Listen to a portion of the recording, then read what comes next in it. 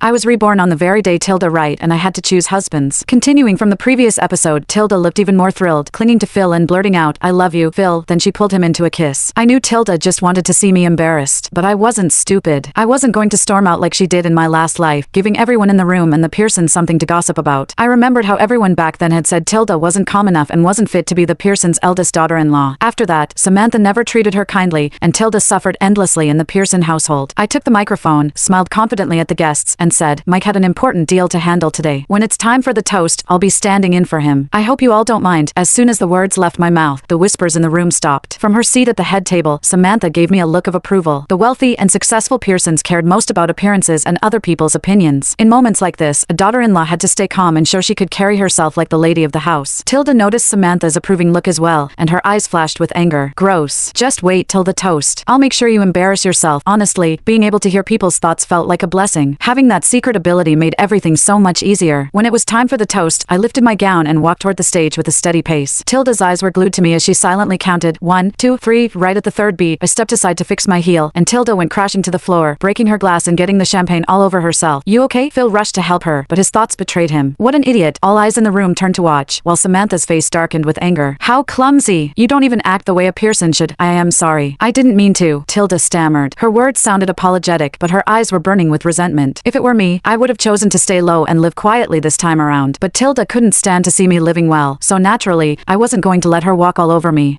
Because of Tilda's blunder, the wedding ended quickly. From start to finish, Samantha never gave Tilda a pleasant look, but when she looked at me, her eyes were warm with approval. She even took my hand and said, "I'll make sure Mike comes home tonight to keep you company and make it up to you." And sure enough, Mike really did come home that night. He walked in while loosening his tie, looking completely drained. I hurried over to grab his clothes for him. "You must be exhausted today." He just gave me a glance and didn't respond. In my past life, the servants had whispered that Mike didn't even come home on his wedding night. Tilda had waited in the room all by herself, becoming the butt of everyone's jokes. When she tried to complain to Samantha, she only got scolded. Samantha told her it was her own fault that she couldn't win a man's heart. While Mike was showering, I set up the room. I laid up fresh sheets on the bed, poured him a drink, and tidied up the couch so I could sleep there. When he came out and saw the arrangement, a flicker of surprise crossed his eyes. I quickly explained, "You can sleep on the bed." "I'll take the couch." He narrowed his eyes at me. "Is this your way of playing hard to get?" He was draped in just a robe, his chest partly exposed, with water droplets still clinging to his skin. He looked, well, I couldn't deny that his body was impressive. I quickly averted my gaze. "No, I'm not playing hard to get. We don't really know each other, so sleeping in the same bed would just feel awkward for both of us. And, if possible, I'd like to make a deal with you." His brow lifted. "What kind of deal?"